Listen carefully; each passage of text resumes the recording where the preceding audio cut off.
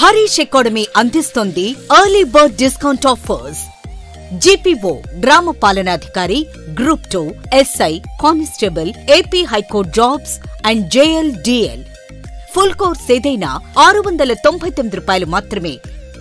Course validity 6 months. ఈ offer June 10 నుండి June 17 వరకు. సులభంగా జాబ్ సాధించే విధంగా లెజెండరీ ఫ్యాకల్టీచే రూపొందించబడిన standard and updated online classes. 3 లక్షల మందికి పైగా పర్చేస్ చేసిన ఆన్లైన్ క్లాసెస్. మరెందుకు ఆలస్యం? వెంటనే హరీష్ అకాడమీ యాప్ ను డౌన్లోడ్ చేసుకోండి, విజయం సాధించండి. Harish, the best academy. Phone number 8341116915.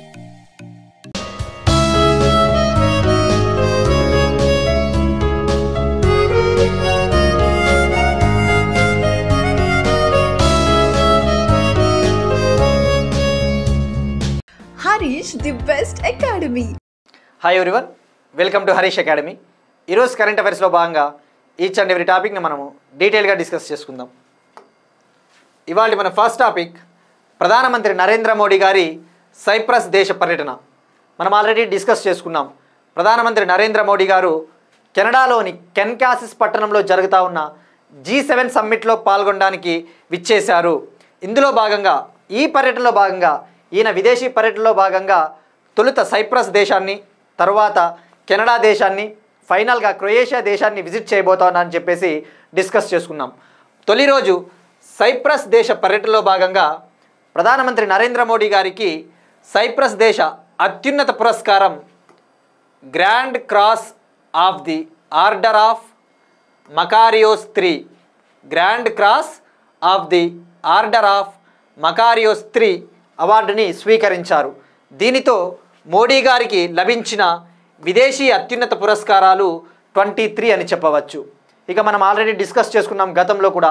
2025లో మౌరీషియస్ దేశ పర్యటనకు వెళ్ళినప్పుడు ప్రధానమంత్రి నరేంద్ర మోడీ గారికి ఆ దేశ అత్యున్నత పురస్కారం grand commander of the order of the star and key of the Indian Ocean అనే అవార్డును కూడా స్వీకరించారని చెప్పేసి మనం డిస్కస్ చేసుకున్నాం.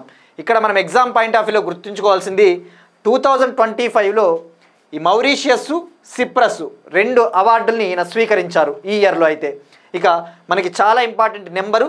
ఓవరాల్గా ఇప్పటి వరకు మోడీ గారు 23 విదేశీ అత్యున్నత పురస్కారాలను స్వీకరించారు అన్న విషయం మనం ఎగ్జామ్ పాయింట్ ఆఫ్ వ్యూలో గుర్తుంచుకోవాలి. ఇక స్టాటిక్ పాయింట్ ఆఫ్ వ్యూలో మనం గుర్తుంచుకోవాల్సింది సిప్రస్. ఆల్రెడీ డిస్కస్ చేసుకున్నాం. సిప్రస్ అనేది ఈస్టర్న్ మెడిటేరియన్ ప్రాంతము, అంటే తూర్పు మధ్యధరా సముద్ర ప్రాంతంలో లొకేట్ అయి ఉన్న ఒక ద్వీపము, ఐలాండ్ అని డిస్కస్ చేసుకున్నాం. మరి ఐలాండ్కి బార్డర్ కంట్రీస్ అనేవి ఉండవు, ఎందుకంటే ల్యాండ్ బార్డర్స్ లేవు, ఎందుకంటే అది కంప్లీట్గా సముద్రంలో లొకేట్ అయి ఉన్న దేశం అని గుర్తుంచుకోండి. అలానే ఈ సైప్రస్ అనే దేశము యూరోపియన్ యూనియన్లో కూడా భాగము అనే విషయం గుర్తుపెట్టుకోండి. మరి ఇప్పుడు మనం ఫోకస్ చేయాల్సింది ప్రధానమంత్రి నరేంద్ర మోడీ గారు ఏ దేశాల పర్యటనకైనా వెళ్ళినప్పుడు మనం డెఫినెట్లీ ఆ దేశాల అధ్యక్షులు గుర్తుంచుకోవాలి. ఏమో రేపు చెప్పలేం, ఎగ్జామ్లో ఇటీవల విజిట్ చేసిన దేశాల అధ్యక్షులు కూడా అడగవచ్చు. సో సిప్రస్ ప్రెసిడెంట్ వచ్చేసి నికోస్ క్రిస్టోడౌలిడెస్. ఇక సిప్రస్ క్యాపిటల్ మనం ఆల్రెడీ డిస్కస్ చేసుకున్నాం, నికోసియా అనే పట్టణం, నికోసియా. మరి ఇంకా ఈయన ప్రధానమంత్రి నరేంద్ర మోడీ గారు సైప్రస్ దేశ అధ్యక్షునికి కాశ్మీర్లో తయారు చేసిన సిల్క్ తివాచీ, కాశ్మీర్ షాల్ అంటారు కదా, తివాచీని బహుమానంగా ఇచ్చాడు. అలానే ఆంధ్రప్రదేశ్లో తయారు చేసిన ఒక వెండి పర్సును కూడా ఈయనకి బహుమానంగా ఇచ్చారు. ఇక ఆ పర్యటనలో మాట్లాడుతూ మనం గుర్తుంచుకోవాల్సింది ఎగ్జామ్ పాయింట్ ఆఫ్ వ్యూలో ఏదైనా సిప్రస్కి ఏదైనా వివాదం ఉందా, భారతదేశం దానికి సంబంధించి ఏదైనా సపోర్ట్ చేస్తూ ఉందా అని కూడా అడగవచ్చు ఎగ్జామ్లో. సిప్రస్కి యాక్చువల్లీ ల్యాండ్ బార్డర్ లేదు, కానీ మీరు అబ్జర్వ్ చేస్తే మ్యాప్లో మొన్న మనం మ్యాప్ చూపించాం, దీనికి ఉత్తర దిక్కున తుర్కియే దేశం ఉంటుంది, తుర్కియే లేదా టర్కీ. బట్ టర్కీ ఏం చేస్తూ ఉందంటే ఈ సిప్రస్ కంట్రీని డివైడ్ చేయాలి, విభజించాలని చెప్పేసి భావిస్తూ ఉంది. అందులో భాగంగా నార్థన్ సిప్రస్, ఉత్తర సిప్రస్ను తుర్కీ సపోర్ట్ చేస్తూ ఉంది. అంటే ఇది విభజనకు సహకరిస్తూ ఉంది. మనమేమో సిప్రస్ దేశ ఇంటిగ్రిటీకి ఇది ఐకమత్యంగా ఉండాలని చెప్పేసి ఇండియా సపోర్ట్ చేస్తూ ఉంది. ఈ వేదికగా ప్రధానమంత్రి నరేంద్ర మోడీ గారు తుర్కీ దేశానికి ఇండైరెక్ట్గా స్ట్రాంగ్ వార్నింగ్ కూడా ఇచ్చారు. దీన్నే సిప్రస్ క్వశ్చన్ అంటారు. సిప్రస్ క్వశ్చన్ అంటే సిప్రస్ విడిపోవాలి అని తుర్కీ దేశం కోరుకుంటా ఉంది. సో అట్లా గుర్తుపెట్టుకోవాలి, తుర్కీకి సిప్రస్కి మధ్య వివాదము. ఇది మనకి first topic. Next one, SIPRI report. ఒక రిపోర్ట్కి సంబంధించి ప్రపంచంలోని వివిధ దేశాల వద్ద ఏ స్థాయిలో అణ్వాయుధాలు ఉన్నాయి అనగా న్యూక్లియర్ వార్ హెడ్స్ ఏ స్థాయిలో ఉన్నాయని చెప్పేసి స్వీడన్కు చెందిన Stockholm International Peace Research Institute SIPRI ఒక నివేదికను విడుదల చేసింది. ఆ రిపోర్ట్ ప్రకారము ముఖ్యంగా P5 కంట్రీస్ అంటే యునైటెడ్ నేషన్స్ సెక్యూరిటీ కౌన్సిల్లో శాశ్వత సభ్య దేశాలు P5 అని ఉంటాయని చెప్పేసి మనం తెలుసుకున్నాం. USA, China, Russia, France, UK ఈ 5 దేశాలు కూడా గుర్తుపెట్టుకోండి P5 కంట్రీస్. ఇవి న్యూక్లియర్ కంట్రీస్ అన్న విషయం గుర్తుపెట్టుకోండి, న్యూక్లియర్ కంట్రీస్. మరి ఇవి కాకుండా ఇంకా న్యూక్లియర్ కంట్రీస్ మరో 4 ఉన్నాయి. అవి India, Pakistan, Israel, north Korea. ఈ 9 దేశాల వద్ద ఏ స్థాయిలో న్యూక్లియర్ వెపన్స్ ఉన్నాయని చెప్పేసి సిప్రి రిపోర్ట్ని విడుదల చేసింది. ఆ రిపోర్ట్ ప్రకారము మన వద్ద పాకిస్తాన్ కంటే కూడా ఎక్కువ వార్ హెడ్స్ ఉన్నాయి, న్యూక్లియర్ వార్ హెడ్స్. చైనాకైతే ఇక మనకంటే ఎక్కువ ఉన్నాయని చెప్పేసి తెలుపుతూ ఉంది. మనం తెలుసుకోవాల్సింది ఎగ్జామ్ పాయింట్ ఆఫ్ వ్యూలో ఈ war heads, nuclear war heads అత్యధికంగా రష్యా వద్ద 5459 న్యూక్లియర్ వార్ హెడ్స్ అంటే అణ్వాయుధాలు ఉన్నాయి. ఇక సెకండ్ ప్లేస్లో అమెరికా 5177 న్యూక్లియర్ వార్ హెడ్స్ ఉన్నాయి. ఈ అమెరికా, రష్యా వద్ద కలిపితే మొత్తం అణ్వాయుధాల్లో 90% ఈ 2 దేశాల వద్దే ఉన్నాయి. ఇక ఇండియా విషయానికి వస్తే ఇండియా వద్ద 180 న్యూక్లియర్ వార్ హెడ్స్ ఉన్నాయి. పాకిస్తాన్ వద్ద 170 ఉన్నాయి. ఇక చైనా విషయానికి వస్తే 600 ఉన్నాయి. చైనా వద్ద 600 ఉన్నాయి. నార్త్ కొరియా వద్ద 50 ఉన్నాయి. నార్త్ కొరియా వద్ద 50. France 290, Britain 225, Israel 90. ఇవి మనం టాప్ 3 లేదంటే టాప్ 5 గుర్తుపెట్టుకున్నా సరిపోతుంది. ఇక మనం అబ్జర్వ్ చేయాల్సింది, మరి ఈ 9 న్యూక్లియర్ వార్ హెడ్స్ ఉన్నాయి, న్యూక్లియర్ కంట్రీస్ ఉన్నాయి. ఇరాన్ అనేది గుర్తుపెట్టుకోండి, ఇరాన్ నాన్ న్యూక్లియర్ కంట్రీ. మనం ఆల్రెడీ డిస్కస్ చేసుకున్నాం. ఇరాన్ అనేది తన శుద్ధ యురేనియం నిల్వల్ని పెంచుకుంటా పోతా ఉంది ఇంకా, కానీ ఇది ఇప్పటికీ న్యూక్లియర్ దేశం కాదు అనే విషయాన్ని గుర్తుపెట్టుకోండి. Next one, 16th toy biz international festival. భారతదేశంలో అతిపెద్ద ఆటబొమ్మల వ్యాపారపు ప్రదర్శన. భారతదేశపు ఆటబొమ్మల వ్యాపార ప్రదర్శన, దీన్నే టాయ్ బిజ్ ఫెస్టివల్ అంటారు. మన ఇండియాలో టాయ్ ఇండస్ట్రీకి చాలా ప్రాధాన్యత ఎక్కువ ఉంది, చాలా డిమాండ్ ఉంది. ఆటబొమ్మలు ముఖ్యంగా మనం చూస్తూ ఉంటాం, ఏటికొప్పాగా ఆటి బొమ్మలు అటువంటివి. సో ఇప్పుడు ఈ 16th టాయ్ బిజ్ ఇంటర్నేషనల్ ఫెస్టివల్ని జూలై 4th నుంచి 7th వరకు 2025 న్యూఢిల్లీలో జరగబోతా ఉంది. దీన్ని టాయ్ అసోసియేషన్ ఆఫ్ ఇండియా నిర్వహించబోతా ఉంది. ఈ సదస్సులో, ఈ ఫెస్టివల్లో 350కి పైగా భారతీయ ఆటబొమ్మల బ్రాండ్లు పార్టిసిపేట్ చేయబోతూ ఉన్నాయి. ముఖ్యంగా 25 దేశాలకు చెందిన బయ్యర్స్ అంటే కొనుగోలుదారులు పార్టిసిపేట్ చేయనున్నట్టు సమాచారం ఇండియన్ గవర్నమెంట్ ప్రకటించింది. ఇక 2015 నుంచి 2023 మధ్యలో చూసుకుంటే ఇండియన్ టాయ్ ఇండస్ట్రీ అనేది 239% పెరిగింది డిమాండ్.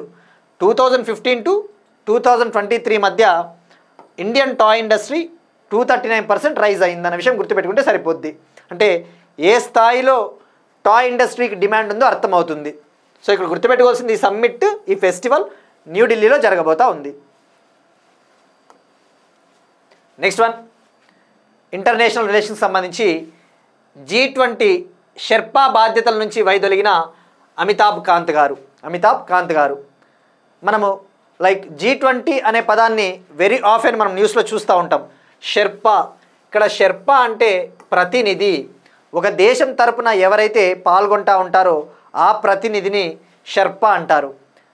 భారతదేశం తరపున ఈ G20 గ్రూపింగ్కి షెర్పాగా అమితాబ్ కాంత్ గారు, ఈయన రిటైర్డ్ ఐఏఎస్ ఆఫీసరు, కేరళ క్యాడర్కు చెందిన ఈ రిటైర్డ్ ఐఏఎస్ ఆఫీసరు 2022లో జూలైలో భారతదేశం తరపున G20 షెర్పాగా నియమితులయ్యారు. మరి ఈయన అందించిన సేవలు ఈ కాంటెక్స్ట్లో మనం తెలుసుకోవాలి. ఈయనకి ప్రాముఖ్యత ఏమైనా ఉంది అంటే, ఈయన గతంలో నీతి ఆయోగ్కి సిఈఓగా వ్యవహరించారు.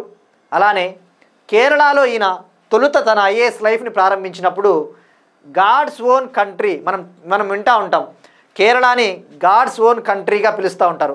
ఆ గాడ్స్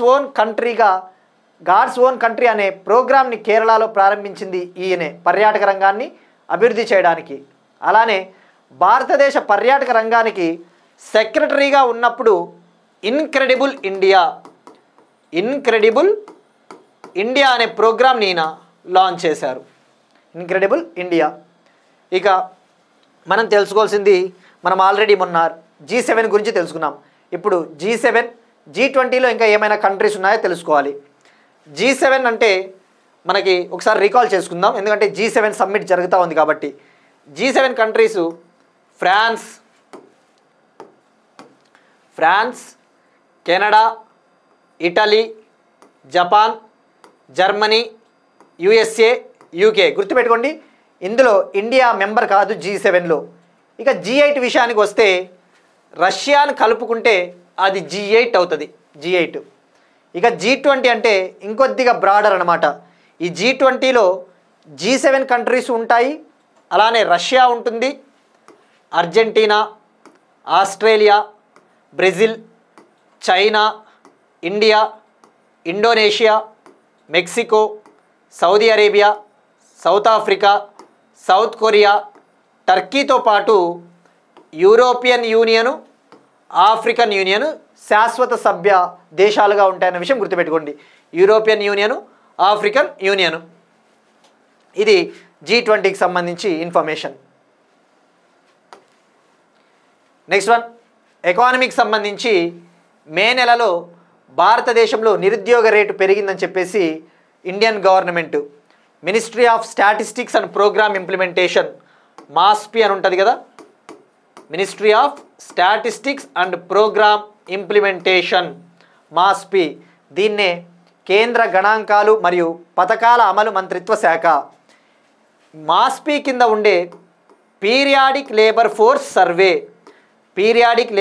సర్వే మే నెలలో నిరుద్యోగిత రేట్ ఎంత ఉందని చెప్పేసి ఒక గణాంకాలను విడుదల చేసింది. మనం గతంలో ఆల్రెడీ డిస్కస్ చేసుకున్నాం. ఒకప్పుడు ఇండియాలో అన్ఎంప్లాయ్మెంట్ని మెజర్ చేయాలి, కొలవాలి అంటే ఒక ప్రాపర్గా ఎప్పుడు కొలుస్తారో క్లారిటీ ఉండేది కాదు. 3 నెలలకు ఒకసారి, 4 నెలలకు ఒకసారి ఇష్టానుసారం ఒక నిర్దిష్టంగా కొలిచేది ఉండలేదు. బట్ గవర్నమెంట్ డిసైడ్ అయింది, ఇక నుంచి కూడా ఎవ్రీ మంత్, ప్రతి నెల నిరుద్యోగాన్ని కొలవాలని చెప్పేసి డిసైడ్ అయింది.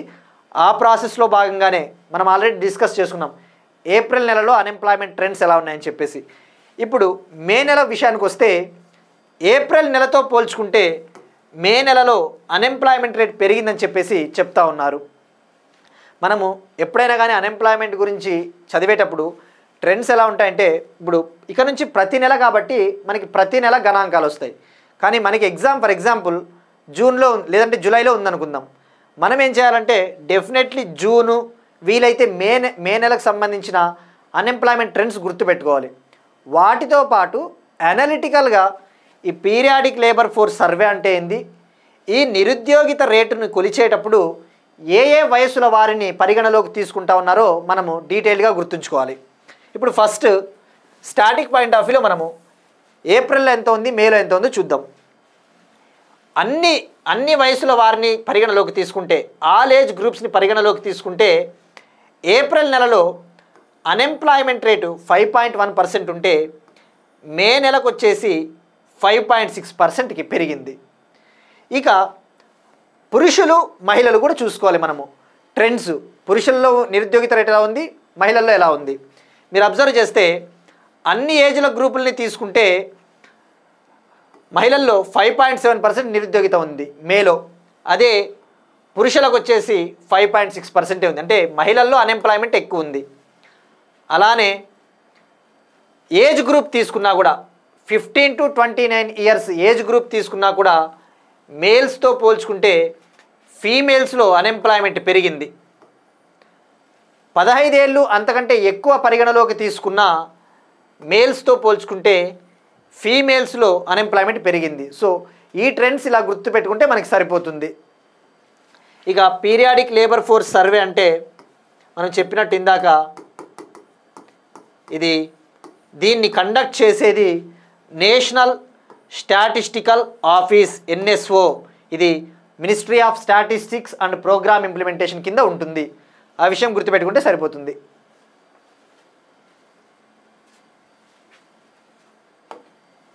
నెక్స్ట్ వన్ అగైన్ ఇండియన్ ఎకానమీకి సంబంధించి ఆయిల్ నిల్వలు, క్రూడ్ ఆయిల్ రిజర్వ్స్కి సంబంధించి ఇండియన్ గవర్నమెంటు అండమాన్ సముద్రంలో గయానా దేశ తరహాలో ఒక భారీ స్థాయి చమురు నిల్వల్ని ఆయిల్ రిజర్వ్స్ని కనుగొనే దిశగా భారతదేశం ప్రయాణిస్తూ ఉందట.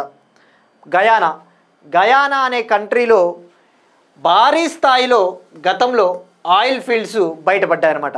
అందుకే ఈ ఆయిల్ ఫీల్డ్స్ కారణం చేత గయానా అనే దేశము ఆర్థిక సుస్థిరతను సాధించింది.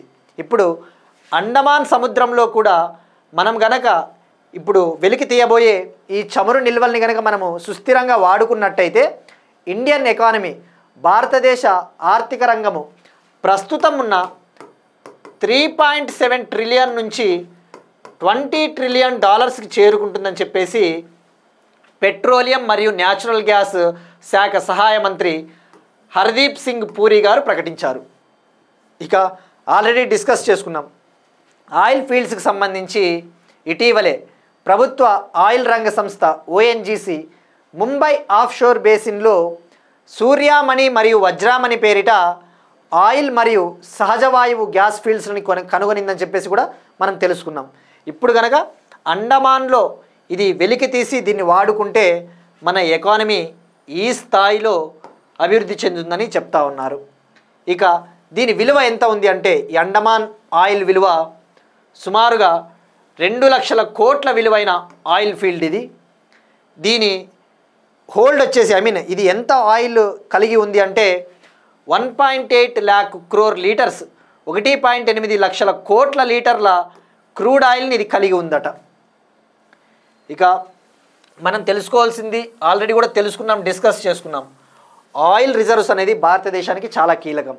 ప్రెజెంట్ మనము ప్రపంచంలో 3వ అతిపెద్ద దిగుమతిదారుగా ఉన్నాం. ఆయిల్ విషయంలో వరల్డ్స్ 3rd లార్జెస్ట్ ఇంపోర్టరు ఇండియా అని కూడా తెలుసుకున్నాం.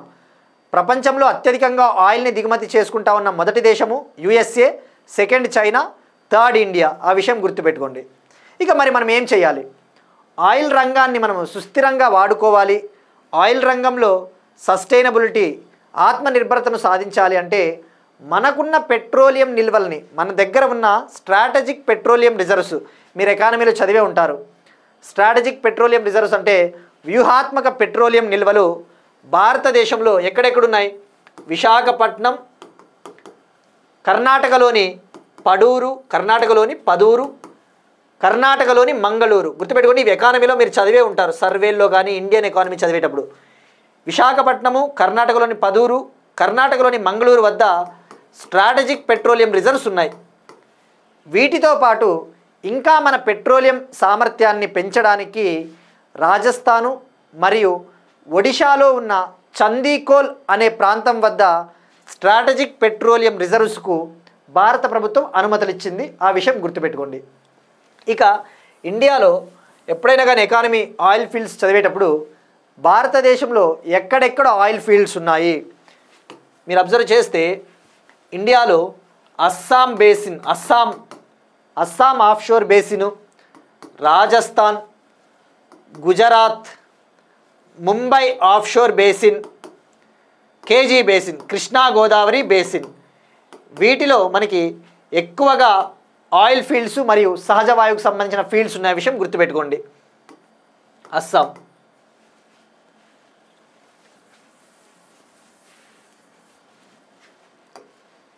ఇప్పుడు క్వశ్చన్ చూద్దాం. ఇది ఎకానమీకి సంబంధించి 2024-25 ఆర్థిక సంవత్సరంలో భారతదేశానికి అత్యధికంగా ఫారిన్ డైరెక్ట్ ఇన్వెస్ట్మెంట్స్ విదేశీ ప్రత్యక్ష పెట్టుబడులు ఏ దేశం నుంచి వచ్చాయి? Option A USA, option B Singapore, option C Mauritius, option D UK. మనం ఆల్రెడీ డిస్కస్ చేసుకున్నాం ఏ కంట్రీ నుంచి అత్యధికంగా వచ్చాయి, ఏ సెక్టార్లోకి అత్యధికంగా ఎఫ్డిఐలు వచ్చాయి, ఏ రాష్ట్రం అత్యధికంగా ఎఫ్డిఐని స్వీకరించని చెప్పేసి మనం డీటెయిల్గా తెలుసుకున్నాం. సో దీనికి ఆన్సర్ ట్రై చేయండి ఎకానమీ రిలేటెడ్. ఇక నిన్నటి క్వశ్చన్ విషయానికి వస్తే ఉత్తర భారతదేశంలో మొట్టమొదటి అణు విద్యుత్ కేంద్రము ఏ రాష్ట్రము లేదా కేంద్ర పాలిత ప్రాంతంలో రానుంది అంటే దానికి ఆన్సరు హర్యానా. హర్యానాలోని గోరఖ్పూర్ వద్ద నిర్మించబోతా ఉన్నారు north India's first ever nuclear plant. దీన్ని 20,594 20,594 కోట్లతో నిర్మిస్తూ ఉన్నారు. ఇందులో 10 రియాక్టర్లు ఉంటాయట, 10 రియాక్టర్స్ ఉంటాయి ఈ ప్లాంట్లో. నెక్స్ట్ వన్ అగైన్ భారతదేశ జనరిక్ డ్రగ్ మార్కెట్కి సంబంధించి ఇండియాలో జనరిక్ డ్రగ్స్ ఏ విధంగా ఉన్నాయి మనము గతంలో కూడా డిస్కస్ చేసుకున్నాం. ప్రపంచ ఆరోగ్య సంస్థ గురించి చర్చించుకునేటప్పుడు ప్రపంచవ్యాప్తంగా అవసరమైన వ్యాక్సిన్లలో 70% వ్యాక్సిన్లని మన ఇండియానే అందిస్తూ ఉంది.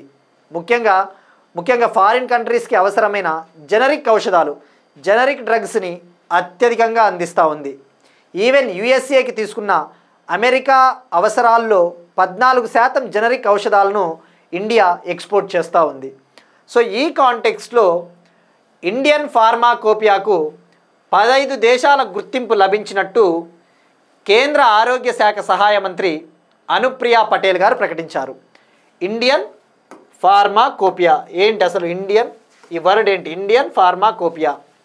ఇండియన్ ఫార్మాకోపియా అంటే ఇది భారతదేశానికి చెందిన డ్రగ్స్ స్టాండర్డ్స్ అన్నీ కూడా ఈ పుస్తకంలో ఉంటాయి. ఒక బుక్ అన్నమాట. ఇండియా ఎక్స్పోర్ట్ చేసే, ఇండియా తయారు చేసే డ్రగ్స్ స్టాండర్డ్స్ అన్నీ కూడా ఇందులో పొందుపరిచి ఉంటాయి. ఇది ఒక బుక్ అని చెప్పవచ్చు. దీనికి 15 దేశాల గుర్తింపు ఇవ్వడం అంటే మనం ఎంత స్టాండర్డ్గా ఉన్నామో, మన జెనరిక్ డ్రగ్స్, మన డ్రగ్స్ ఎంత స్టాండర్డ్స్గా ఉన్నాయో అర్థం చేసుకోవచ్చు. ఇప్పుడు క్యూబా దేశము ఇండియన్ ఫార్మాకోపియా బుక్కి గుర్తింపు ఇచ్చిన 15వ దేశంగా చరిత్రలోకి ఎక్కింది, 15వ దేశంగా నిలిచింది. ఇక మనం తెలుసుకోవాల్సింది ఇండియన్ జెనరిక్ డ్రగ్స్కి సంబంధించి ఏమైనా స్కీమ్స్ ఉన్నాయా? జెనరిక్ డ్రగ్స్ అంటే ఏంటో కూడా ఐడియా ఉండాలి. ఫస్ట్ ఆఫ్ ఆల్ సింపుల్గా లేమ్యాన్ టర్మ్స్లో చెప్పాలి అంటే, layman terms in the sense సామాన్య మానవునికి అర్థమయ్యే విధంగా చెప్పాలంటే జెనరిక్ డ్రగ్స్ అంటే చీప్గా దొరికే మంచి డ్రగ్స్ అని చెప్పవచ్చు. మనం చూస్తూ ఉంటాం మెడికల్ షాప్స్కి పోయినప్పుడు డ్రగ్స్ చాలా కాస్ట్లీ ఉన్నవి మనం కొనలేం. కానీ జెనరిక్ డ్రగ్స్ అయితే వాటి ఎఫిషియన్సీ, వాటి సామర్థ్యము బాగుంటుంది, అట్ ద సేమ్ టైం అవి తక్కువ ధరకి లభిస్తాయి. అటువంటి జెనరిక్ డ్రగ్స్ని ప్రోత్సహించడానికి ఇండియన్ గవర్నమెంట్, ముఖ్యంగా Ministry of Chemicals and Fertilizers మంత్రిత్వ శాఖ కింద ఉండే Department of Pharmaceuticals PM Bharatiya Jan Aushadhi పరియోజనని launch చేసింది. పిఎం భారతీయ జన ఔషధి పరియోజనని లాంచ్ చేసింది. దీన్ని 2008 సంవత్సరంలో లాంచ్ చేసింది. ఇక ఇందులో భాగంగా ఎవ్రీ ఇయర్ ప్రతి సంవత్సరము మార్చ్ 7న జన ఔషధి దివాస్గా సెలబ్రేట్ చేసుకుంటాం. అంటే జనరిక్ డ్రగ్స్ని ప్రోత్సహించాలి, అవగాహన తీసుకురావాలి. ఇందులో భాగంగా ప్రధానమంత్రి భారతీయ జన ఔషధి కేంద్రాలను కూడా ఏర్పాటు చేస్తారన్నమాట ఆ డ్రగ్స్ని అమ్మడానికి తక్కువ ధరకి. ఇది మనకి ఇండియన్ ఫార్మా సెక్టార్కి సంబంధించి. నెక్స్ట్ వన్ ఎన్విరాన్మెంట్ అండ్ బయోడైవర్సిటీకి సంబంధించి ఇంటర్నేషనల్ బిగ్ క్యాట్ అలయన్స్ న్యూస్లో ఉంది. ఇంటర్నేషనల్ బిగ్ క్యాట్ అలయన్స్, దీనినే అంతర్జాతీయ పెద్ద పిల్లి సంరక్షణ కూటమి అని చెప్పవచ్చు. పెద్ద పిల్లులు అని చెప్పేసి 7 ఉంటాయని మనం డిస్కస్ చేసుకున్నాం కదా. ఇప్పుడు దీనికి సంబంధించి ఐబీసీఏకి సంబంధించిన మొట్టమొదటి అసెంబ్లీ అనగా మొట్టమొదటి సమావేశము న్యూఢిల్లీలో జరిగింది. దీనికి అధ్యక్షత భారత పర్యావరణ మంత్రి union environment minister Bhupender Yadav గారు అధ్యక్షత వహించారు. గుర్తుపెట్టుకోండి, ఎవరు అధ్యక్షత వహించారు అని కూడా అడగవచ్చు. మొదటి అసెంబ్లీ సమావేశానికి భూపేందర్ యాదవ్ గారు. ఇక సమావేశం న్యూఢిల్లీలో జరిగింది. ఇక ఇక్కడ మనం తెలుసుకోవాల్సింది, ఈ సమావేశానికి 8 దేశాల ప్రతినిధులు హాజరయ్యారు. యాక్చువల్లీ ఇంటర్నేషనల్ బిగ్ క్యాట్ అలయన్స్లో 95 కంట్రీస్ ఉంటాయి, 95 దేశాలు. అయితే 8 దేశాల ప్రతినిధులు హాజరయ్యారు. అవి జస్ట్ మనము ఒకసారి తెలుసుకుందాం. Bhutan, Cambodia, Eswatini, Guinea, Liberia, Suriname, Somalia, Kazakhstan, ఈ 8 దేశాల నుండి మంత్రుల బృందాలు హాజరయ్యారు. ఇక మనం తెలుసుకోవాల్సింది ఐబీసీఏ. అసలు ఐబీసీఏని ఎప్పుడు లాంచ్ చేశారు? ఐబీసీఏని ఏప్రిల్ 9, 2023 ప్రాజెక్ట్ టైగర్ ప్రారంభమయ్యి 50 ఏళ్ళు పూర్తయిన సందర్భంగా దానికి సంబంధించిన సెలబ్రేషన్స్, ఉత్సవాలు 2023 సంవత్సరంలో మైసూర్లో జరిగాయి. గుర్తుపెట్టుకోండి, ఎక్కడ జరిగాయి అది కూడా important. Project tiger 50th year celebrations మైసూర్లో జరిగినప్పుడు ప్రధానమంత్రి నరేంద్ర మోడీ గారు ఇంటర్నేషనల్ బిగ్ క్యాట్ అలయన్స్ని అక్కడ లాంచ్ చేశారు. ఆ తేదీ వచ్చేసి ఏప్రిల్ 9. మనకి ఎప్పుడైనా కానీ important schemes, important initiatives date కూడా గుర్తుంచుకోవడం ఉత్తమం. So April 9, 2023. మరి ఇక్కడ కన్ఫ్యూజ్ అవ్వడానికి ఛాన్స్ ఉంటుంది. ప్రాజెక్ట్ టైగర్ స్టార్ట్ అయ్యి 50 ఏళ్ళు పూర్తయిన సందర్భంగా ఏప్రిల్ 9న లాంచ్ చేశారు అంటే ప్రాజెక్ట్ టైగర్ కూడా ఏప్రిల్ 9th ఏమో అనుకుంటారు. తప్పు. మీరు అఫీషియల్ వెబ్సైట్స్ పిఐబికి అవి పోయినా కూడా మీకు క్లియర్గా చూపిస్తుంది. అక్కడ ప్రాజెక్ట్ టైగర్ని మాత్రము 1973 ఏప్రిల్ 1న అఫీషియల్గా ఉత్తరాఖండ్లోని జిమ్ కార్బెట్ నేషనల్ పార్క్లో లాంచ్ చేశారు.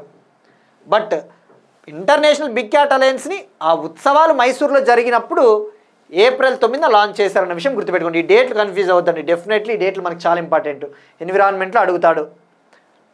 ఇక ఐబీసీఏలో 7 పెద్ద పిల్లులు ఉంటాయని చెప్పవచ్చు. పెద్ద పిల్లులు ఇన్ ద సెన్స్ టైగర్, ఆ టైపు మనం ఆల్రెడీ మెనీ టైమ్స్ డిస్కస్ చేసాం. ఈవెన్ ఐబీసీఏ హెడ్ క్వార్టర్స్ను కూడా ఇండియాలో ఏర్పాటు చేస్తూ ఉన్నట్టు తెలుసుకున్నాం.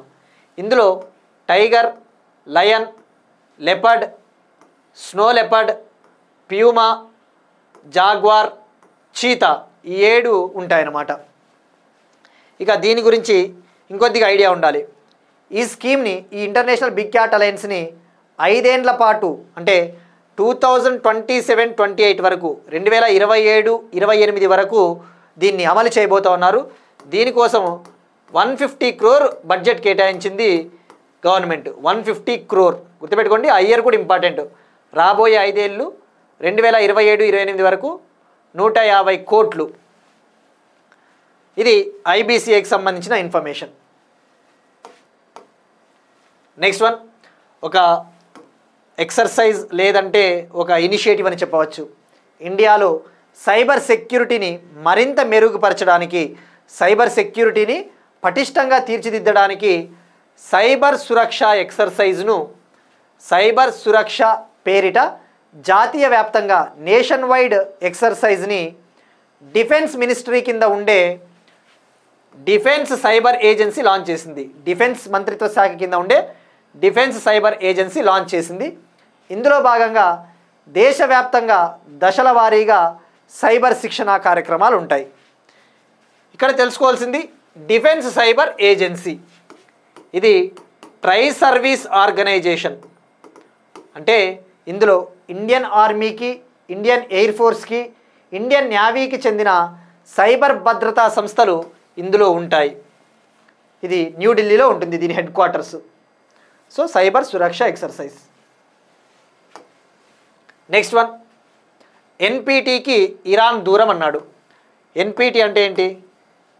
Non proliferation treaty. మనం ఆల్రెడీ డిస్కస్ చేసుకున్నాం. ఇరాన్కి ఇజ్రాయెల్కి జరుగుతూ ఉన్న యుద్ధ వాతావరణం. ఇజ్రాయెల్ ఇరాన్కి అగెనెస్ట్గా ఇరాన్ పైన దాడులు చేయడానికి ఆపరేషన్ రైజింగ్ లయన్ని స్టార్ట్ చేసిందని తెలుసుకున్నాం. ఇప్పుడు ఇరాన్ ఏమని చెప్తా ఉందంటే, ఇక యుద్ధ వాతావరణం ఈ స్థాయిలో ముదిరినప్పుడు మేము ఇక చర్చలు జరపబోము, అమెరికాతో కూడా చర్చలు జరపబోము, మేమేం చేస్తామంటే non proliferation treaty on nuclear weapons, దీనినే అణ్వస్త్ర వ్యాప్తి నిరోధక ఒప్పందం, అణ్వస్త్ర వ్యాప్తి నిరోధక ఒప్పందం అంటారు. దీని నుంచి మేము బయటకు వచ్చేస్తాము, దీనికి సంబంధించి మా పార్లమెంట్ ఒక బిల్లు చేస్తుంది, మేము బయటకు వచ్చేస్తామని చెప్పేసి చెప్తా ఉంది. ఇక్కడ మనం తెలుసుకోవాల్సింది ఫస్ట్ ఈ ఎన్పిటి గురించి తెలుసుకునే ముందు స్టాటిక్ పాయింట్ ఆఫ్ వ్యూలో ఇరాన్ ప్రెసిడెంట్ ఎవరున్నారో మనం ఒకసారి రికాల్ చేసుకుందాం. ఇరాన్ దేశ అధ్యక్షుడు వచ్చేసి Masoud Pezeshkian, Masoud Pezeshkian. Capital వచ్చేసి టెహ్రాన్. ఇరాన్ దేశ కరెన్సీ రియాల్. మనం గతంలో కూడా డిస్కస్ చేసుకున్నాం. ఇరాన్కి అమెరికాకి మధ్య సంక్షోభం ముదిరిన నేపథ్యంలో ఇరాన్ కరెన్సీ అయిన రియాలు సుమారుగా $1,00,000 పడిపోయింది, దాని విలువ భారీ స్థాయిలో పతనమైందని కూడా డిస్కస్ చేసుకున్నాం గతంలో. ఇప్పుడు ఈ కాంటెక్స్ట్లో మనం ఒకసారి ప్రెసిడెంట్ని కరెన్సీని తెలుసుకున్నట్టు. ఇక ఇప్పుడు అసలు నాన్ ప్రొలిఫరేషన్ ట్రీటీకి వద్దాం. ఇది చాలా ఇంపార్టెంట్ ఏ రకమైన ఎగ్జామ్స్ ప్రిపేర్ అయ్యే వాళ్ళకైనా. దీనినే అణ్వస్త్ర వ్యాప్తి నిరోధక ఒప్పందం అంటారు. యాక్చువల్లీ మీరు అబ్జర్వ్ చేస్తే మనం ఇందాక డిస్కస్ చేసుకున్నాం, 9 న్యూక్లియర్ దేశాలు ఉన్నాయి. P5 కంట్రీలు మరియు India, Pakistan, Israel, north Korea అని. ఇరాన్ అనేది నాన్ న్యూక్లియర్ కంట్రీ అని తెలుసుకున్నాం. మరి అసలు ఎన్పిటి ఏంటి? ఇది యాక్చువల్లీ 1968లో సంతకాలు చేయడం కోసము ప్రపంచ దేశాలు ఒక ఒప్పందాన్ని తీసుకొని వచ్చాయి. ఈ ఎన్పిటి కింద మీరు ఏ దేశాలైతే అణ్వాయుధాలని తయారు చేస్తూ ఉన్నారో వాటిని పీస్ఫుల్గా వాడుకోవాలి, శాంతియుతంగా వాడుకోవాలి. అంటే విద్యుత్ ఉత్పత్తికి అటువంటి వాటికైతే ఓకే, కానీ మీ మిలిటరీ అవసరాల కోసము, మీ ఆయుధాల తయారీ కోసం న్యూక్లియర్ టెక్నాలజీని వాడకూడదు అని చెప్పేసి నాన్ ప్రొలిఫరేషన్ ట్రీటీ చెప్తుంది. ఇది 1968లో తీసుకొని వచ్చారు. ఆ 1968లోనే ఇరాన్ ఇందులో జాయిన్ అయ్యింది. ఇది ఫోర్స్లోకి వచ్చింది మాత్రం, ఇది అమల్లోకి వచ్చిండేది మాత్రం 1970 నుంచి అమల్లోకి వచ్చింది. గుర్తుపెట్టుకోండి, ఇయర్లు కూడా చాలా ఇంపార్టెంట్. ఇంకా ఏమని చెప్తుందంటే ఇందులో 191 కంట్రీస్ ఉన్నాయి ఓవరాల్గా. ఇప్పటి వరకు దీంట్లో జాయిన్ అయ్యి రాటిఫై చేసింది అంటే ఆమోదించిన దేశాలు 191 ఉన్నాయి. గుర్తుపెట్టుకోండి, ఇందులో ఇండియా మెంబర్ కాదు. అందుకే నాన్ ప్రొలిఫరేషన్ ట్రీటీకి సంబంధించి చర్చలు జరుగుతూ ఉంటాయి. ఇండియా జాయిన్ అవ్వాలి అని చెప్పేసి అమెరికా అడుగుతూ ఉంటుంది. మనం అంతే కదా. ఇప్పుడు కనుక ఇండియా ఇందులో జాయిన్ అయింది అంటే మనము న్యూక్లియర్ వెపన్స్ని ఎక్కువగా ఉత్పత్తి చేసుకోవడానికి ఉండదు. ముఖ్యంగా మనకి పాకిస్తాన్ దేశాల నుంచి థ్రెట్ ఎక్కువగా ఉన్నప్పుడు ఇందులో జాయిన్ అయినామంటే మనకి అది దెబ్బే. సో అందుకే ఈ ఎన్పిటిలో ఇప్పటి వరకు పాకిస్తాన్ కావచ్చు, ఇండియా కావచ్చు, ఇజ్రాయెల్, ఈ నార్త్ కొరియా, ఈ 4 దేశాలు ఇందులో జాయిన్ కాలేదన్న విషయం గుర్తుపెట్టుకోండి. బట్ P5 కంట్రీస్ ఇందులో ఉన్నాయి. P5 కంట్రీస్ ఎన్పిటిలో ఉన్నాయన్న విషయం గుర్తుపెట్టుకోండి. ఎందుకంటే అవి అప్పటికే అణ్వాయుధ దేశాలు కాబట్టి జాయిన్ అయినాయి. ఇంకా ఏమని చెప్తుందంటే ఎన్పిటి మనం ఆల్రెడీ డిస్కస్ చేసుకున్నాం. పీస్ఫుల్ యూజ్ కోసమే న్యూక్లియర్ వెపన్స్ని వాడాలి. ఇక్కడ ఒక ఇంపార్టెంట్ టర్మ్ వస్తుంది. మీరు కనుక ఇంటర్నేషనల్ రిలేషన్స్ని చదువుతా ఉంటే, if you study an international relations subject, you will get a beautiful term here called nuclear disarmament. You will get a beautiful term here, nuclear disarmament. అంటే డిజార్మమెంట్ అంటే న్యూక్లియర్ డిజార్మమెంట్ అంటే మీ దగ్గర ఉన్న న్యూక్లియర్ ఆయుధాలని క్రమక్రమంగా తగ్గించుకుంటూ రండి, వాటిని కంప్లీట్గా నాశనం చేసేయండి, శాంతియుతంగా మాత్రమే వాడుకోండి అని చెప్పేదే న్యూక్లియర్ డిజార్మమెంట్. ఈ లక్ష్యాన్ని సాధించడానికి ఎన్పిటి పనిచేస్తుంది. ఇది మంచి టర్మ్స్. ఇలాంటివి మీరు లైక్ డిస్క్రిప్టివ్లో కూడా రాయొచ్చు, యూపీఎస్సి గ్రూప్ 1 లాంటి ఎగ్జామ్స్లో. మీరు అబ్జర్వ్ చేస్తే ఇరాన్కి, P5 దేశాలకి మరియు జర్మనీకి P5+1 ఒప్పందం ఉంది. P5+1 ఇరాన్ ఒప్పందం ఉందన్న విషయం కూడా తెలుసుకున్నాం. P5 కంట్రీసు, ఇక్కడ జర్మనీ వర్సెస్ ఇరాన్. దీన్నే joint comprehensive plan of action అంటారు. అంటే ఇరాన్ అనేది మీరు ఇష్టానుసారం న్యూక్లియర్ వెపన్స్ని తయారు చేయొద్దు అనేదే ఈ ఒప్పందం JCPOA. Next one, persons in news. Kathak నృత్యకారిణి మంగళా భట్ గారు మరణించారు. ఈమె స్వస్థలము మహారాష్ట్ర. ఈమె ఫేమస్ కథక్ డ్యాన్సర్, ఒక క్లాసికల్ డ్యాన్సరు. ఈమె హైదరాబాద్లో మరణించారు. Next one, important days in news. ముఖ్యమైన దినోత్సవాలు. ప్రపంచ ఎడారీకరణ కరవు నిర్మూలన దినోత్సవం, world day to combat desertification and drought. మనం ఆల్రెడీ చూస్తూ ఉన్నాం, ప్రపంచవ్యాప్తంగా అడవులు తగ్గిపోతూ ఉన్నాయి. మనం ఇటీవల డిస్కస్ చేసుకున్నాం. సిక్కింలో అత్యల్పంగా చెట్లు నమోదవుతూ ఉన్నాయి. ఇటీవల రిపోర్ట్ విడుదలైంది కదా, రిపోర్ట్ గురించి కూడా డిస్కస్ చేసుకున్నాం. జాతీయ పర్యావరణ గణాంకాలని చెప్పేసి సిక్కిం ఇండియాలో అత్యల్పంగా చెట్లు కలిగి ఉన్న రాష్ట్రం. 2019-20తో పోల్చుకుంటే చెట్లు అత్యల్పంగా నమోదైన రాష్ట్రము సిక్కిము అని చెప్పేసి మనం డిస్కస్ చేసుకున్నాం. ఈ కాంటెక్స్ట్లో ఈ డిజర్టిఫికేషన్ అంటే ఎడారీకరణను, కరువుల్ని నిర్మూలించాలి అంటే ఒక దినోత్సవం అవసరం మనకి, అవేర్నెస్ తీసుకురావడం కోసం, అవగాహన. అందుకే ఎవ్రీ ఇయర్ జూన్ 17న మనము సెలబ్రేట్ చేసుకుంటాం. సస్టైనబుల్ డెవలప్మెంట్ గోల్స్, సుస్థిర అభివృద్ధి లక్ష్యాలు కూడా అవే చెప్తాయి కదా. 2030 కల్లా చెట్లను పెంచాలి అని చెప్పేసి. ఇక ఈ సంవత్సరం థీమ్ 2025 వచ్చేసి restoring the land, unlock the opportunities. Restoring the land, unlock the opportunities. నేలను పునరుద్ధరించడము మరియు అవకాశాలను సద్వినియోగపరచుకోవడము అనేసి థీము. ఇక ఆల్రెడీ మనకి ఒక టార్గెట్ కూడా డిస్కస్ చేసుకున్నాం, 30/30 డీల్ అని చెప్పేసి. కున్మింగ్ మాంట్రియల్ గ్లోబల్ బయోడైవర్సిటీ ఫ్రేమ్వర్క్లో భాగంగా 30/30 డీల్. ఇందులో ఏంటి, 2030 కల్లా ప్రపంచవ్యాప్తంగా ఉన్న ల్యాండు మరియు సముద్రాలలో కనీసం 30% ల్యాండు మరియు సముద్రాలను మనం పరిరక్షించాలి అని చెప్పేదే 30/30 డీల్. జనరల్గా ఇలాంటి డేస్ అనేవి మీరు తెలుసుకోవాల్సింది ఏంటంటే, ప్రతిరోజు కూడా ఏదో ఒక డే ఉంటుంది. ప్రతిరోజు ఇప్పుడు జూన్ 15 ఒక రోజు ఉంటుంది, గాలి దినోత్సవం అంటాడు, నీరు దినోత్సవం అంటాడు. ప్రతి డేస్ని గుర్తుపెట్టుకోవాలన్నా, థీమ్స్ని గుర్తుపెట్టుకోవాలన్నా అంత ఈజీ కాదు. బట్ ట్రై చేయండి. కానీ మనం ఏంటంటే ఇంటర్నల్గా ఇంప్లిసిట్గా ఏమైనా మ్యాటర్ ఉందా, ఇలాంటి గోల్స్ ఇంపార్టెంట్. 30/30 డీల్ అంటే ఏంది, ఎందుకంటే ఇది చెట్లకు అడవులకు లింక్ అయింది కాబట్టి. సస్టైనబుల్ డెవలప్మెంట్ గోల్స్ ఏమైనా ఉన్నాయా అట్లా లింక్ చేసుకోవాలా. ఎగ్జామినరు ఇలానే ఆలోచిస్తాడనేం లేదు, డైరెక్ట్గా డేస్ థీమ్స్ని కాకుండా ఇట్లా లింక్ చేయొచ్చు. వాడు ఈరోజు చూశాడనుకో ఎగ్జామినరు, దీనికి 30/30 డీల్కి లింక్ చేశాడనుకో, మనకి డే గుర్తుంటుంది, థీమ్ గుర్తుంటుంది, కానీ ఈ టార్గెట్ గుర్తుండదు. సో మార్క్ పోయే ఛాన్సెస్ ఉంటాయి. సో ఎప్పుడైనా డే థీమ్తో పాటు దాని మ్యాటర్ ఏమైనా ఇంటర్నల్గా ఉందా లింక్ చేసుకుంటే సరిపోద్ది. ఇవి ఇవాళ కరెంట్ అఫైర్స్. మనం ఒకసారి క్విక్గా రీక్యాప్ చూద్దాం. ప్రధానమంత్రి నరేంద్ర మోడీ గారికి సైప్రస్ దేశ అత్యున్నత పురస్కారం grand cross of the order of Makarios III. SIPRI report nuclear war heads. 16వ toy biz international 2025 New Delhi. G20 Sherpa బాధ్యతల నుంచి వైదొలిగిన అమితాబ్ కాంత్. మే నెలలో పెరిగిన భారత నిరుద్యోగ రేటు. అండమాన్ సముద్రంలో గయానా దేశ తరహా లాంటి చమురు నిల్వలను కనుగొనే దిశగా భారతదేశం.